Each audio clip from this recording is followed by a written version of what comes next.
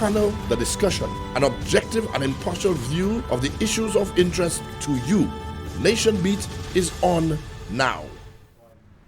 Good morning, everyone, and thank you for joining us. Today, we hope to engage you in a thought-provoking discourse in commemoration of the Occupational Health and Safety Day under the theme Ensuring Safety and Health at Work in a Changing Climate. Now, this year's theme is a reminder of the universal challenge posed by climate change to the well-being and safety of workers across industries and regions.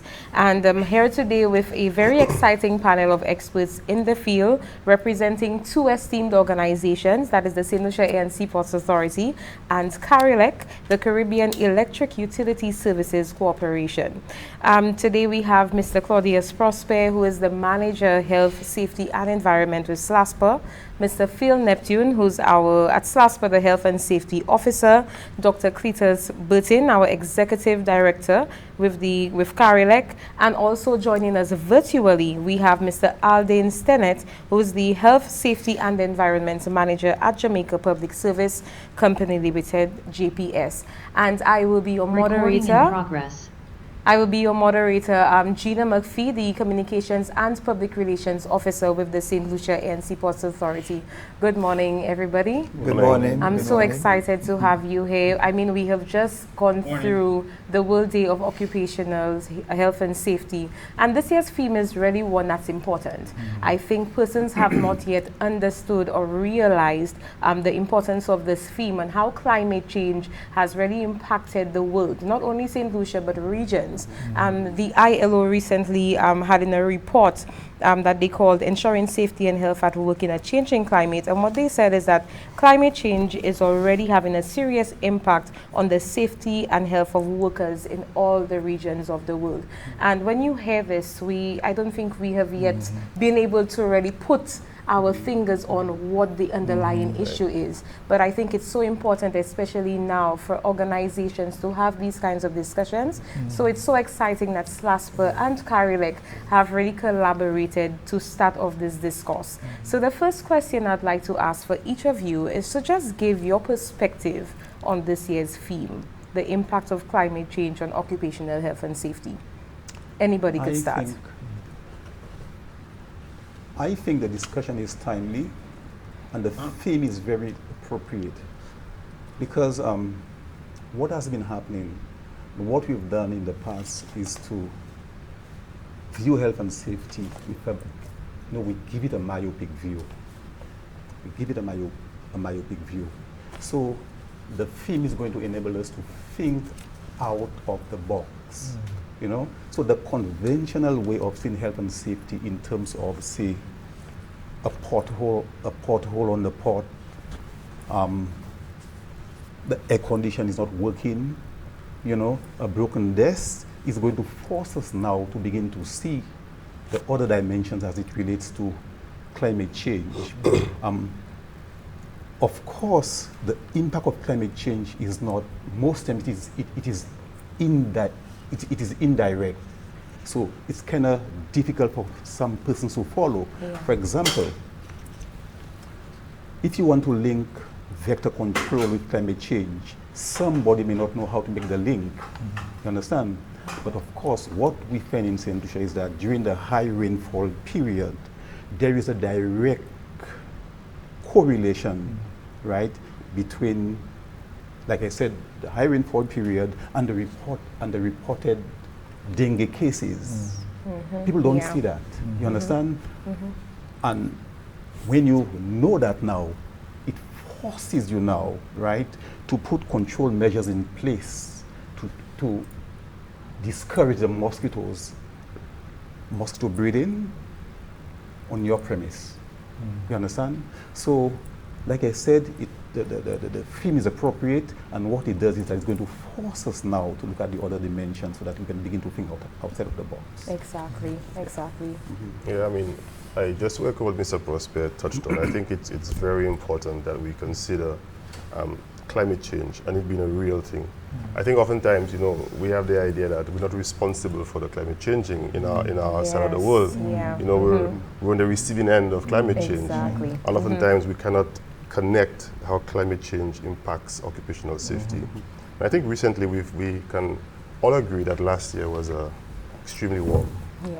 I'd say hot, extremely hot. Yes. So it's we feel it, Yeah. we understand it, and in our at SLASPA, we now understand that these conditions really do impact workers.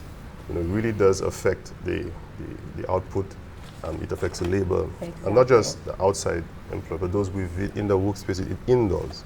There is that kind of connection that we can clearly see, and of course, I think we always try to do our best to analyze those scenarios, do our risk assessments, and try to adapt. Because that was climate change is about adaptation. Exactly. We cannot. It's almost as if we cannot run away from it. Yes. So we have to What do adapt you to do it. adapt? So Yeah. similarly, as an organization, we as well need to adapt to climate Exactly. change. So I think, as he stated, it's very appropriate. It's very necessary to have that discussion, because I think we speak about climate change in a different way, not necessarily as it relates to health and safety. So it's imperative that we do give it the sort of attention it requires in this time. Oh yeah. Mr. Bissett? Yes, well, thank you, and thanks for having us on the panel. You're so Represented welcome. Carolec, first of all, is the Regional Association of Electric Energy Solution Providers, which includes 33 electric utilities from across the Caribbean, the English, French, Dutch, and some Spanish-speaking territories.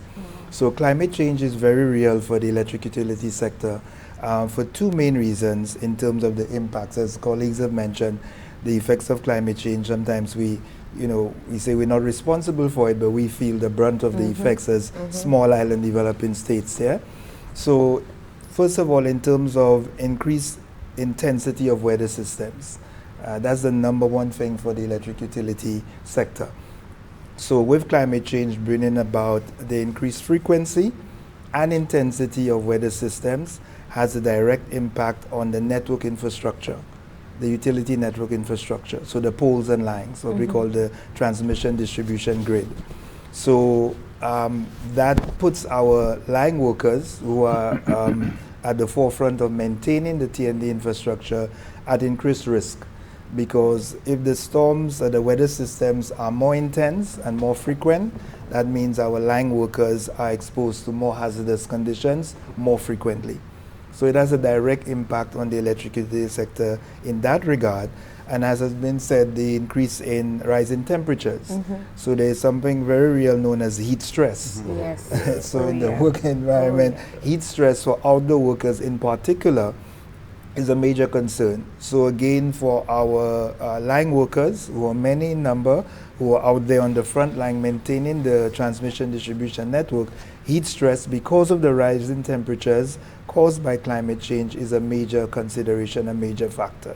The third one, which is also for outdoor and indoor workers, would include the impacts of climate change on air quality. Because there is a connection between climate change and air quality.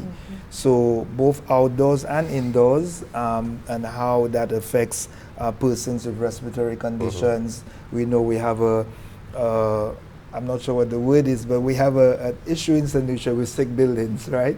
And how we care for those buildings in terms of ventilation. The emphasis is often on AC systems, but we have found out from our experience that equally important is what they call fresh air intake systems, which needs to go along with AC systems. But air quality as relates to the impact of climate change is an consideration for Carolec, both for outdoor workers and our indoor in-house personnel as well. So that's really for us the major areas of concern. Awesome. Mr. Stennis? Yes, thank you. This theme of climate change and occupational health and safety is highly relevant this year. First, we must try to understand what is climate change. And to determine that, it's a long-term shift in weather patterns characterized by rising temperatures, increased frequency of extreme weather events, as Dr. Peter said earlier, such as hurricanes, floods, heat waves, and alteration in rainfall patterns. So these are some of the impact of climate change. So it has led to deterioration of working condition and increased risk of occupational injury and disease globally. From a Carlec member utility perspective and throughout the world, our workers are exposed to a cocktail of climate change related hazards.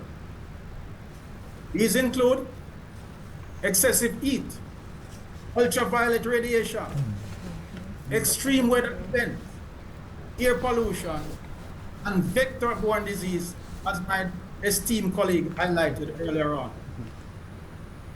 Just to put everything into perspective, over the period 1951 to 1980, in comparison to 2022, we have an increase of 1.2 degrees Celsius in the temperature. And the year prior to 2022, the temperature change there was at 1.6 degrees Celsius. So that put it in a better perspective. In comparison to the 30-year period leading up to 2010, we have had in the region, or in the Atlantic region, 12 storms back then, and now we are seeing on an annual basis up to 20 storms, up to 10 hurricanes, and up to 5 major hurricanes. So definitely, this issue of impact of climate change on occupational safety and health is of significance for our outdoor workers in Carolec and also for our indoor workers. Thank you so much, Mr. Stennett. Thank you. I'm so happy with everything that you guys said, and even as you were speaking, I had an opportunity to just think. And you spoke about the heat strokes, Mr. Bennett, and also Mr. Prosper. You brought about the point of the heavy rainfall and that also impacting the dengue fever and all of these things. And I don't think that many times we have realized the correlation with these issues. Last week, SLASPA held a showcase that spoke to this year's theme, the impact of climate change, and where Dr. Edward Emmanuel spoke on the Saharan dust. And he gave that correlation between how that is also affecting workers and how persons are within their own homes. So I must ask the question, because I know that at both organizations, we do have employees who work on the outsides. So in what way do you think that because of climate change, that the organization's maybe decision-making process would impact the protective gear that our employees now have to wear? Well, how does that impact our decisions? You know, what do we do now? Because like Phil said, we cannot run away from the harsh realities of climate change. But what can we do, like sitting and thinking of those strategies? What decisions can organizations take now to better make it more comfortable for our employees to work within those spaces? Well, the measures that you put in place, right, to lessen the impact of climate change has to do with the threats that the workers faced. And you said it right. Prolonged dry season would lead to heat stress and skin-related conditions, right? Being aware of that, then you would now go out there and change the way that your workers, the workers were exposed to these conditions worked, rather than allowing them to work 8-hour shift in that hot sun, right? You're then going to say, look, you know, perhaps we can have them to work, you know, during the evening when the sun is less intense. You understand? Yeah. Or perhaps we can have him to work, you know, in a secured environment where the heat is not profound. You understand? Dust, the accumulation of dust at the workplace is a direct result of prolonged dry season, right? Knowing that, equip your workers with masks. You understand? So that they will not inhale the dust, right? A second measure would be the intermittent wetting of this environment to prevent the dust from Rising, yeah. Exactly, right? It will also allow you to, of course, allow some of these workers to spend more time indoors, especially when the heat is at its peak, rather than stay in the hot sun. You understand? So essentially, and I agree with you, the protective gears that you use would be as a consequence of the threat that the workers face. Exactly. Sam? Exactly. Exactly. Would you like Yeah, to? of course. Protective gears they play a pivotal role in maintaining safety, and the health of workers. But as a health and safety officer, I've noticed being on the ground. Sometimes it's the PPEs are our last resort, our last line of defense. It's our last line. I think oftentimes, and you mentioned the wetting of the areas, we have to be very innovative in our approach. Exactly. Looking at probably other administrative controls or engineering controls in being able to mitigate against. In a scenario where you just absolutely cannot do anything else, the PPE is our last resort. And I think that awareness, that campaign, where it's driven towards the education of workers, so they understand the importance of the use of PPE. They understand the importance of why we should be conscious of climate change, because it impacts us directly. Yeah. It's hard sometimes to. We're in a culture where our workers feel like they're superhuman. Yes, they don't want to wear those boots. They don't want to wear those harnesses because we have a culture of being, nothing would happen to me.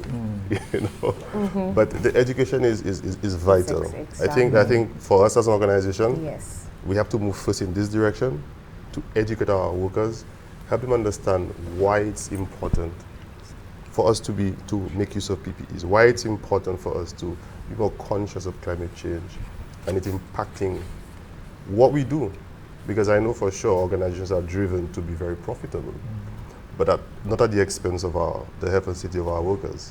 That's not our mantra here at SLASPO. We want to ensure that the workers' safety is paramount. It comes first, everything else is second. Exactly. Now, before I even move on, I need to piggyback on what you just said, Phil. Yeah. How easy, should I say easy, how easy is that task going to be? Sometimes it's so difficult to sensitize persons on that reality. Yeah. What would you suggest that organizations do to ensure that sensitization of their employees and in turn the public? I think there is a place for having the setting where you invite people into a room and you discuss, but it's not always as effective as you'd want it to be. Not everybody has the attention span to listen to you. Not everybody understands the lingo, the terminology you use. They get lost sometimes. So we're now challenged with finding other innovative ways, probably getting more interactive sessions where we ask the question, allow them to answer, allow us to give us feedback, being able to sit at the table and have that collaboration taking place, as opposed to, forcing it. Yes. You want some sort of ownership from the workers. If people understand why they should be safe, trust me, it'll be a lot easier for them to keep themselves safe. People see the danger, they see how it can affect them negatively, they'll be the first person to take the action. Exactly. And I think that's where we need to move, because the world is changing. And I think there are several things we can do. Of course, we need to do also our own internal research, educate ourselves to be able to impart that knowledge. Exactly. So we'll take a quick break now. When we come back, we'll continue this discussion on the impact of climate change to occupational health and safety. Fisherfolk in St. Lucia are facing many negative effects of climate change. La vie pêche est difficile parce que pour ça aller plus fond, ça nous pour acheter plus fuel pour faire journée la mer, nous pour dépenser plus la gasoline. En raison ça la vie pêche difficile. Parti là c'est un qui affecte nous la vie. Il peut affecter vivre nous, il peut affecter canaux nous et il peut affecter machine nous. aussi il peut affecter plasma pêcheur.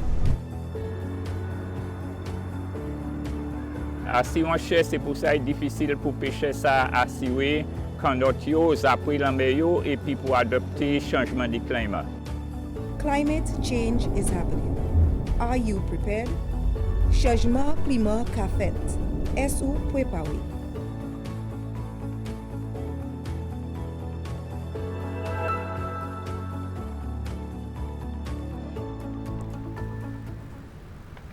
Thank you for staying with us. And if you're just joining us, we're having a discussion on International Day of Occupational Health and Safety. And we're speaking about this year's theme, the impacts of climate change on occupational health and safety. And I'm joined with such an interesting panel of experts.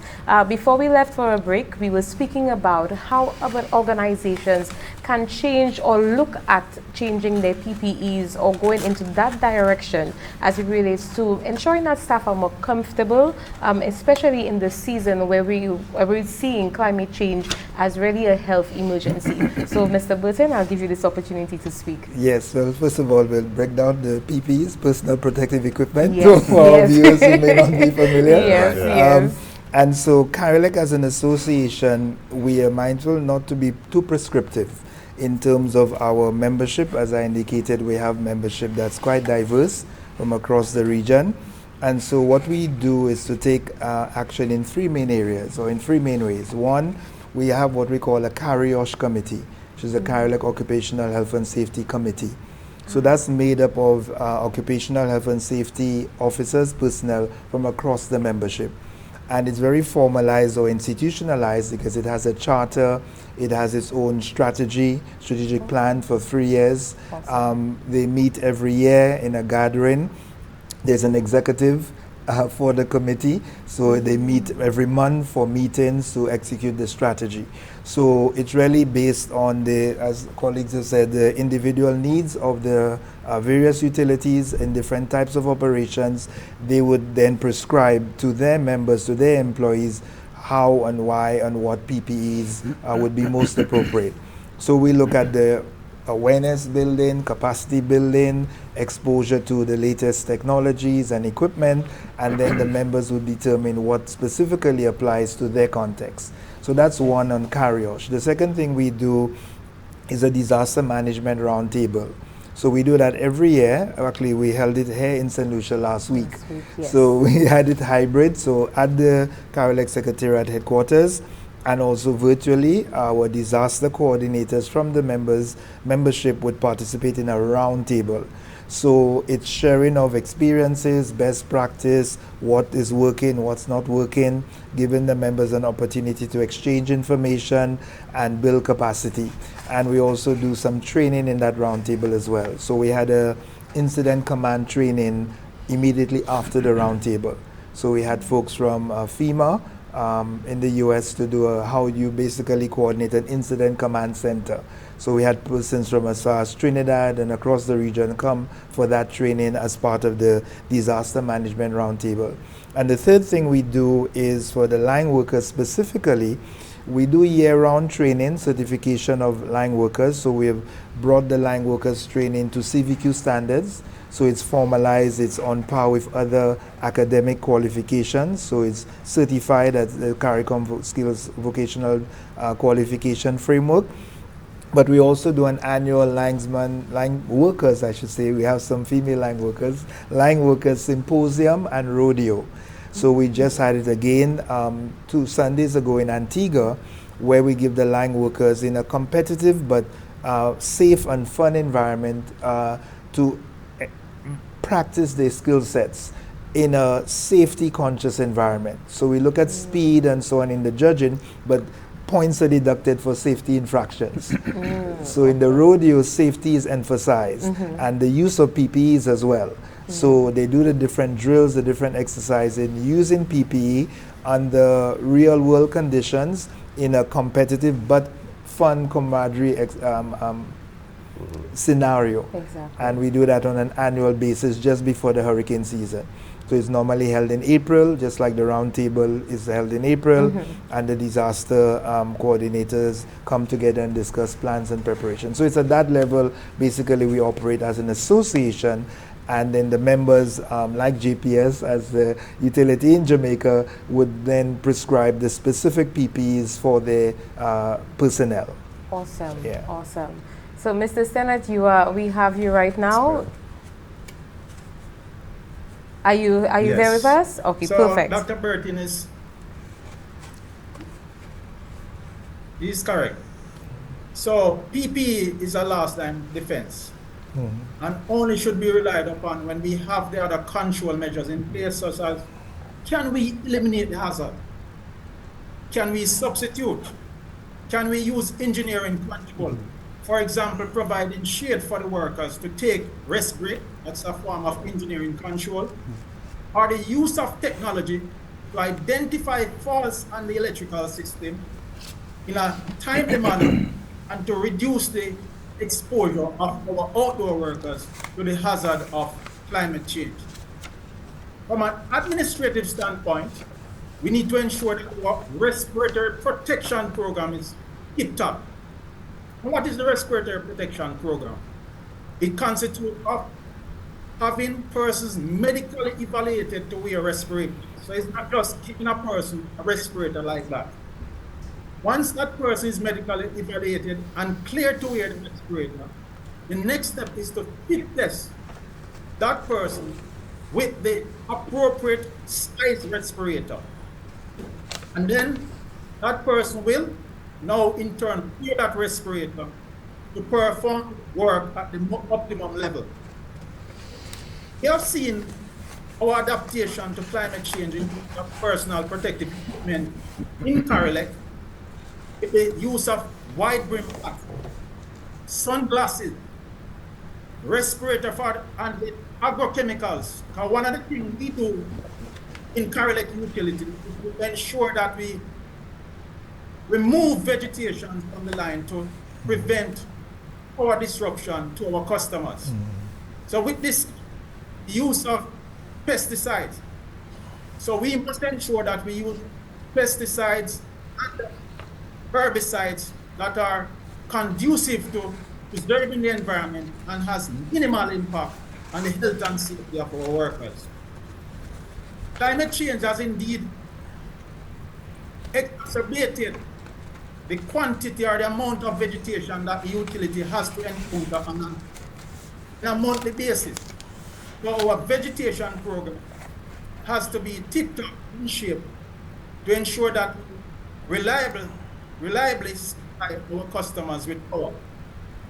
Hence, it is important that our workers wear the necessary respiratory protection equipment when performing vegetation management activities where herbicide has to be used.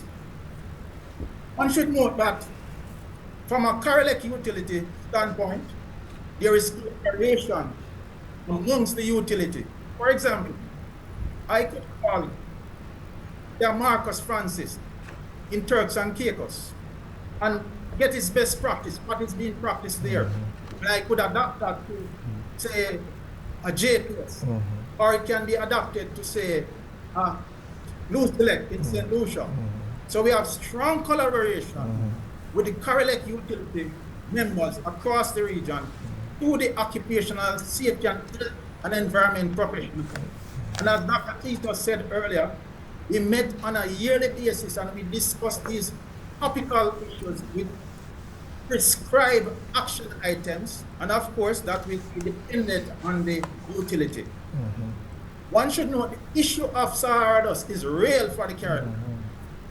That dust, though it has rich nutrients in terms of phosphorus, there is a lot of microorganisms which can affect the health and safety of our workers. So hence our respiratory protection must be in impeccable status to protect our worker from these. One want to highlight that the Sahara dust phenomenon is worse. We have seen in the Caribbean where up to 43 million tons of Sahara dust is deposited in the region. And definitely, this has had significant impact on our workers. But with applying the hierarchy of control for managing hazard, one of these things, before any work is done on a daily basis, we have what is what field work. We identify the hazard, we assess the risk of the hazard, we put our mitigation measures in place, and we ensure that those mitigation measures are maintained throughout the job activity. And at the end, we do a debrief, and from that debrief, we continually improve the next time we plan that job. Paramount to everything too, our hydration plan is critical to support the use of PPE in our current utilities for our outdoor workers while they are out there working. Thank you so much, Mr. Stennett, and wow, that is really I don't know how to explain it. There's quite a lot that's happening, and I think employees should be excited to hear about it. And I'm happy that you spoke about the heat stress and the dehydration plan, because I think that too is so important. And you know, earlier on, Mr. Prosper and I were speaking about it, how really and truly the heat and the way that how hot it is has really impacted us, especially in St. Lucia. You know, so many communities have no water, and this is directly as a result of climate change. Like all of these things, we may not see it, but I think having this discussion today, it's really an eye-opener for all of us. It's bigger than organizations, but really and truly our livelihood, how climate change impacts the livelihood of every person. I just want to speak a little bit more now on organizations as it relates to what steps can organizations take. So we've spoken about PPEs, we've spoken about having those various committees and everything that would put these things in place. But for an organization who's really not seen the impact of climate change, what steps can they put in place to help curb whatever the impacts may be on their employees or on their strategies, their operations? What steps from each of you would you advise to that organization? Of course, for them to know what steps they need to put in place, that would then, they would need to know the impact of climate change. Because if you don't know the impact, then you will not know what to do. Right? Exactly. So, one, in terms of, I brought up the correlation between high rainfall and the reported dengue cases, especially during the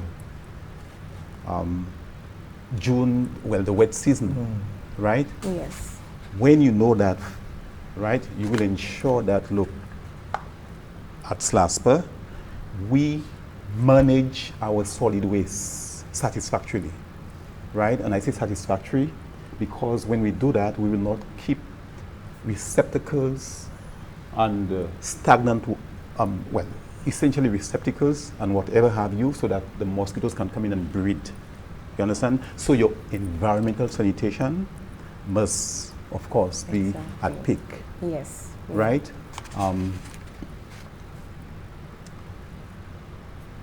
Also, during the rainy season, right, you get flooding, right? And flooding is one. You also get the ingress of water into your building. Now, what has been happening in St. Lucia? There's a big cry about mold growth. Mold growth, you understand? And apparently, it's like every other office in St. Lucia has this problem, right? But I tell people you hardly get mold if there is not a moisture in the building, right? So, in other words, to prevent or to keep the problem of mold growth under control, you have to ensure that, look, your building is built in such a way that's not going to allow water to get inside. You understand? I'll bring up a next scenario as it relates to guys, our workers who are working in the, during the day, exposed to the heat. You understand? What you can do is to ensure that, like I already said a while ago, you know, to get away from what comes with the heat, the problems, you allow the workers to work, you know, during the evening time where you get less, the heat is a lot less, right? Or you allow them to work indoors. You understand? So these are some of the situations in terms of the dust that we experience during prolonged dry season. You understand? We can, again, organization can have intermittent wetting of the ground to keep this dust down, right? Or you can also have workers to spend more time working in offices, right? So these are some of the measures that you can put in place. Also, what happens to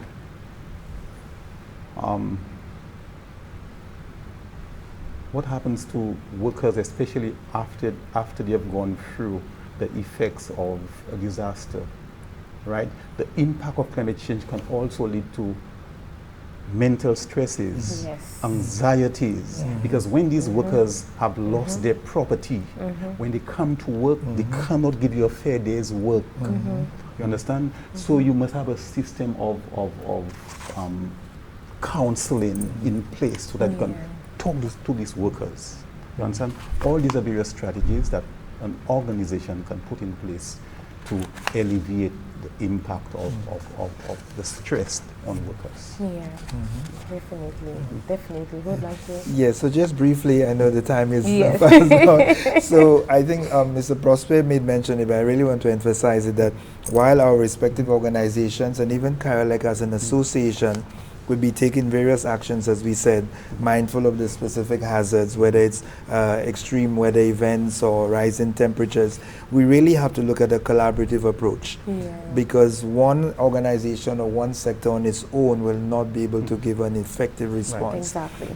So we've been advocating what we call a multi-sectoral approach, looking at not just our sector, but how we work closely with other related sectors. So again, Mr. Prosper mentioned construction of buildings. So from urban planning to the construction industry, architects, engineers, the water sector, electricity sector, telecoms, the ports, all of us have to look at how we build resilience and how we have a safe society and environment. And it has to be multi-sectoral and multi-layered. Multi-layered meaning at the individual level. So at the individual level, persons take actions that are in keeping with their health and safety, their own personal health and safety. Then that would cascade up to the community level, the organization level, nationally, regionally, etc. So it has to be multi-sectoral and multi-layered, so as to really have an impact to withstand the effects of climate change. And I'm happy that you spoke about resilience, Dr. Burton. I think a lot of us have not seen the relevance of being resilient, especially in this period. We've made it to the end of this discussion, and I'm so excited that we were joined by this amazing panel of experts who were able to speak on this year's theme for occupational health and safety, the impacts of climate change to occupational health and safety. The discussion was really a thought-provoking one that took us from the impacts of mental health as a result of climate change, going way into diseases and heat strokes and all of these things. So I hope that as we go back into our organizations, we continue this discourse. We continue thinking of the ways in which that we ourselves can sensitize others now that we've received the sensitization. This conversation goes beyond what we were able to speak about today, but I hope that we can continue, that we can come back together as organizations collaborating, how we can also come to the national policy makers to do these types of conversations, ensuring that not only employees and organizations are well aware of these impacts, but as a people, how much do we know and what can we do better as it relates to curbing the issues and the impacts of climate change. So I hope that you enjoyed this discussion, and we just want to thank you for joining us. I'm excited that SLASPA and Carolec were able to collaborate. So thank you so much for joining us today, and I hope that you have a blessed day.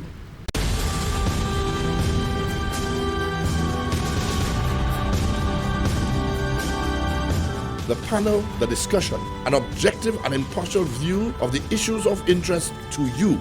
Nation Beat is on now.